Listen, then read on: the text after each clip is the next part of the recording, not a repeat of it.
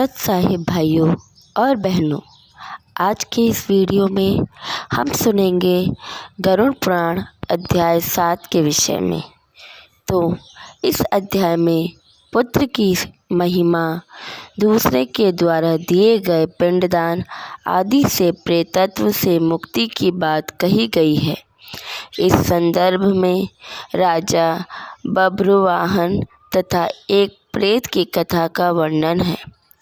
सूत जी ने कहा, ऐसा सुनकर पीपल के पत्ते की भांति कांपते हुए गरुड़ जी ने प्राणियों के उपकार के लिए पुनः भगवान विष्णु से पूछा। गरुड़ जी कहते हैं, हे स्वामिन, किस उपाय से मनुष्य प्रमादवश अथवा जानकर पाप कर्मों को करके भी यम की यातना को ना प्राप्त हो, उसे कहिए। संसार रूपी सागर में डूबे हुए दीन चित्त वाले, पाप से नष्ट बुद्धि वाले तथा विषयों के कारण दूषित आत्मा वाले मनुष्यों के उद्धार के लिए है। माधव, पुराणों में सुनिश्चित किए गए उपाय को बताइए, जिससे मनुष्य सद्गति प्राप्त कर सके। तब श्री भगवान बोले, हे ताक्ष्य, मनुष्य के हित की कामना से तुमने अच्छी बात पूछी है। सावधान होकर सुनो, मैं तुम्हें सब कुछ बताता हूँ। हे खगेश्वर, मैंने इसके पहले पुत्र रहित पापी मनुष्यों की यातना का वर्णन किया है। पुत्रवान तथा धार्मिक मनुष्यों की पूर्वोक्त दुर्गति कभी नहीं होती। यदि अपने पूर्व अर्जित कर्मों के कारण पुत्रोत्पत्ति में विघ्न हो, तो किसी उपाय से पुत्र की उत्पत्ति संपन्न करें। हरिवंश पुराण की कथा सुनकर विधान पूर्वक सतचंडी यज्ञ करके तथा भक्ति पूर्वक शिव की आराधना करके विद्वान को पुत्र उत्पन्न करना चाहिए। यतः पुत्र पितरों की पुम नामक नरक से रक्षा करता है। अतः स्वयं भगवान ब्रह्मा ने ही उसे पुत्र नाम से कहा है। एक धर्मात्मा पुत्र संपूर्ण कुल को तार देता है। पुत्र के द्वारा व्यक्ति लोकों को जीत लेता है, ऐसी सनातनी श्रुति है। इस प्रकार वेदों में भी पुत्र के उत्तम महात्म्य को कहा है। इसलिए पुत्र का मुख देखकर करके मनुष्य पितृ ऋण से मुक्त हो जाता है। पौत्र का स्पर्श करके मनुष्य तीनों ऋणों देव, ऋषि, पितृ से मुक्त हो जाता है। इस प्रकार पुत्र, पौत्र तथा प्रपौत्रों से यमलोक का अतिक्रमण करके स्वर्ग आदि को प्राप्त करता है। ब्रह्म विवाह की विधि से ब्याही गई पत्नी से उत्पन्न औरस पुत्र उधर्व गति प्राप्त करता है और संग्रहित पुत्र अधोगति की ओर ले जाता है। हे खगेश्वर, ऐसा जान करके व्यक्ति हीन जाति की स्त्री से उत्पन्न पुत्रों को त्याग दे। हे खग, स्वर्ण पुरुषों से स्वर्णा स्त्रियों में जो पुत्र उत्पन्न होते हैं, वे औरस पुत्र कहे जाते हैं और वे ही श्राद्ध प्रदान करके पितरों को स्वर्ग प्राप्त कराने के कारण होते हैं। औरस पुत्र के द्वारा किए गए श्राद्ध से पिता को स्वर्ग प्राप्त होता है। इस विषय में यह कहना, दूसरे के द्वारा किए गए श्राद्ध से भी प्रेत स्वर्ग को चला जाता है। इस विषय में सुनो, यहाँ मैं एक प्राचीन इतिहास कहूँगा जो अधर्व देहिक दान के श्रेष्ठ महात्म्य को सूचित करता है। हे ताक्ष्य, पूर्व काल में त्रेता युग में महोदय नाम के रमणीय नगर में महाबलशाली और धर्मपरायण बभ्रुवाहन नामक एक राजा रहता था। वह यज्ञ अनुष्ठान परायण, दानियों में श्रेष्ठ, लक्ष्मी से संपन्न, ब्राह्मण भक्त तथा साधु पुरुषों के प्रति अनुराग रखने वाला, शील तथा आचार आदि गुणों से युक्त, स्वजनों के प्रति अपनत्व और इतर जनों के प्रति दया के भाव से संपन्न था। शास्त्र धर्मपरायण वह राजा औरस पुत्र की भांति धर्मपूर्वक अपनी प्रजा का पालन करता था और दंड देने योग्य अपराधियों को दंड देता था। वह महाबाहु किसी समय सेना के साथ मृग्या के लिए नाना वृक्षों से युक्त एक घनघोर वन में प्रविष्ट हुआ। वह वन नाना मृग गणों से व्याप्त और अनेक पक्षियों से भरा हुआ था। उस समय राजा ने वन के मध्य में दूर से एक मृग को देखा। राजा के द्वारा सुदृढ़ बाण से विद्ध वह मृग बाण सहित जंगल में अदृश्य हो गया। रुधिर से गीली हुई घास पर अंकित चिन्ह से राजा ने उसका पीछा किया। तब मृग के प्रसंग से वह राजा दूसरे वन में जा पहुंचा। भूख प्यास से सूखे हुए कंठ वाला तथा परिश्रम के संताप से पीड़ित उस राजा ने एक जलाशय के समीप पहुंचकर घोड़े के साथ उसमें स्नान किया तथा कमल की गंध आदि से सुगंधित शीतल जल का पान किया।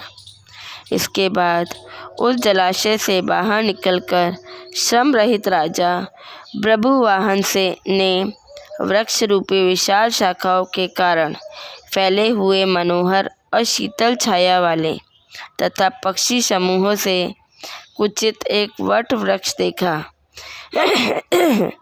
वह वृक्ष संपूर्ण वन की महती पताका की भांति स्थित था। उसकी जड़ के पास जाकर राजा बैठ गया।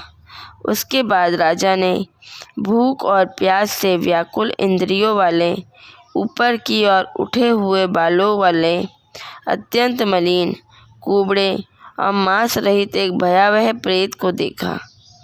उस विकृत आकृति वाले भयावह प्रेत को देखकर बभ्रुवाहन विस्मित हो गया। प्रेत भी घने जंगलों में आए हुए राजा को देखकर चकित हो गया और समुत्सुक मन वाला होकर वह प्रेत राजा उसके पास आया। हे ताक्ष, तब उस प्रेत राज ने राजा से कहा, हे महाबाहो, आपके संबंध से मैंने प्रेत भाव का त्याग कर दिया है, अर्थात मेरा प्रेत भाव छूट गया है और मैं परम शांति को प्राप्त हो गया हूँ तथा धन्यतर हो गया हूँ। राजा ने कहा, हे कृष्ण वर्ण वाले तथा भयावह रूप वाले प्रेत, किस कर्म के प्रभाव से देखने में डरावने लगने वाले और बहुत ही अमंगलकारी इस प्रेतत्व स्वरूप को तुमने प्राप्त किया है।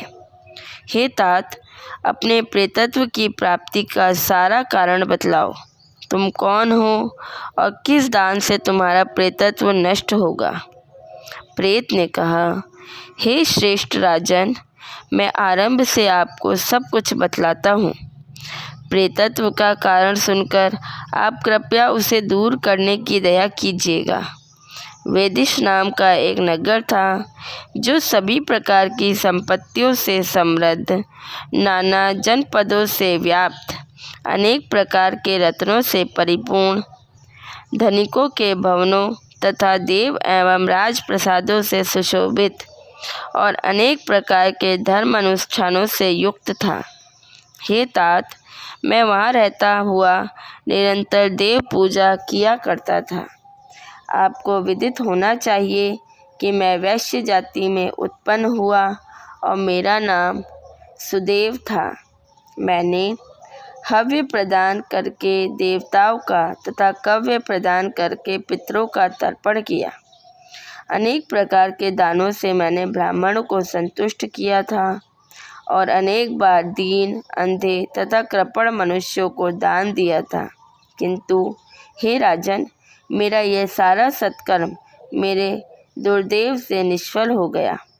जिस कारण मेरा सुकृत निष्फल हुआ वह मैं आपको बताता हूँ। मुझे कोई संतान नहीं है, मेरा कोई सुहृद नहीं है, कोई बांधव नहीं है और ना ऐसा कोई मित्र ही है जो मेरी अधर्वदेही क्रिया करता है। हे महाराज, मृत्यु के अनंतर जिस व्यक्ति के उद्देश्य से षोडश मासिक श्राद्ध नहीं किए जाते, सैकड़ों श्राद्ध करने पर भी उसका प्रेतत्व सुस्थिर ही रहता है, अर्थात दूर नहीं होता। हे महाराज, आप मेरा और्ध्वदेही कृत्य करके मेरा उद्धार कीजिए, क्योंकि इस लोक में राजा सभी वर्णों का बंधु कहा जाता है। इसलिए हे राजेंद्र, आप मेरा उद्धार कीजिए, मैं आपको मणि रत्न देता हूँ।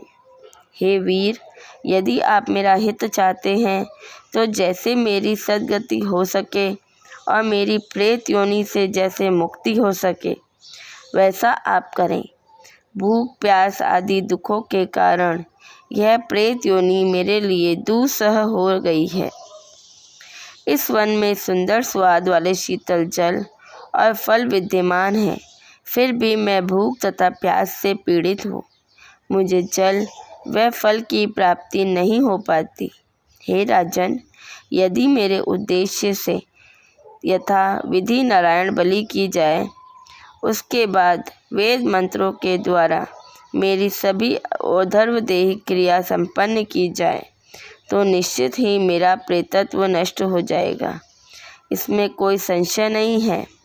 मैंने सुन रखा है कि वेद के मंत्र, तप, दान और सभी प्राणियों में दया, सत्शास्त्रों का श्रवण, भगवान विष्णु की पूजा और सज्जनों की संगति, ये सब प्रेत योनि के विनाश के लिए होते हैं। इसलिए मैं आपसे प्रेतत्व को नष्ट करने वाली विष्णु पूजा को कहूँगा।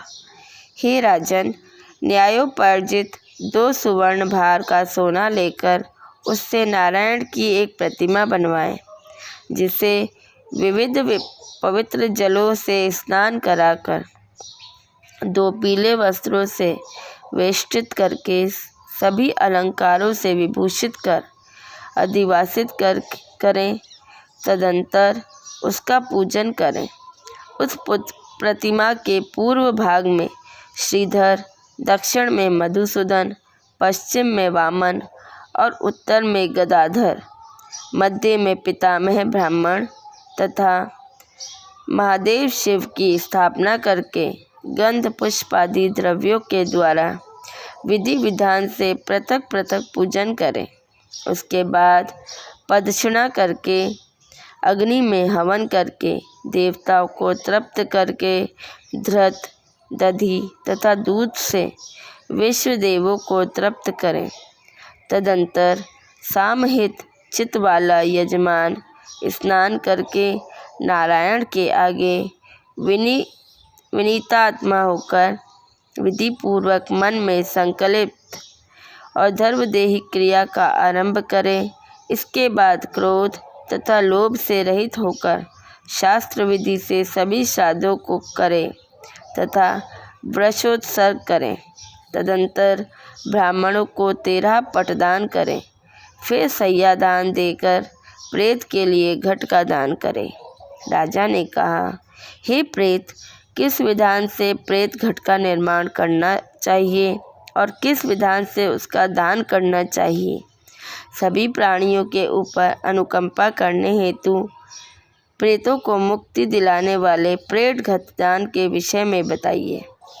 तब प्रेत ने कहा, हे महाराज, आपने ठीक पूछा है। जिस सुदृश दान से प्रेतत्व नहीं होता है उसे मैं कहता हूँ। आप ध्यान से सुने। प्रेत घट का दान सभी प्रकार के अमंगलों का विनाश करने वाला, सभी लोकों में दुर्लभ और दुर्गति को नष्ट करने वाला है। ब्रह्मा, शिव तथा विष्णु सहित लोकपालों युक्त तपाए हुए सोने का एक घट बनाकर उसे दूध, घी आदि से पूरा भरकर भक्ति पूर्वक प्रणाम करके ब्राह्मण को दान दे। इसके अतिरिक्त तुम्हें अन्य सैकड़ों दानों को देने की क्या आवश्यकता? हे राजन, उस घट के मध्य में ब्रह्मा, विष्णु तथा कल्याण करने वाले अविनाशी शंकर की स्थापना करें एवं घट के कंठ में पूर्व आदि दिशाओं में क्रमशः लोकपालों का आह्वान करके उनकी धूप, पुष्प, चंदन आदि से विविधता पूजा करके दूध और घी के साथ उस हिरण्मय घट का ब्राह्मण को दान करना चाहिए। हे राजन, प्रेतत्व की निर्वृत्ति के लिए सभी दानों में श्रेष्ठ और महापातकों का नाश करने वाले इस दान को श्रद्धापूर्वक करना चाहिए। श्री भगवान ने कहा, हे कश्यप पुत्र गरुड़, प्रेत के साथ इस प्रकार बातचीत हो ही रही थी कि उसी समय हाथी, घोड़े आदि से व्याप्त राजा की सेना पीछे से वहां आ गई।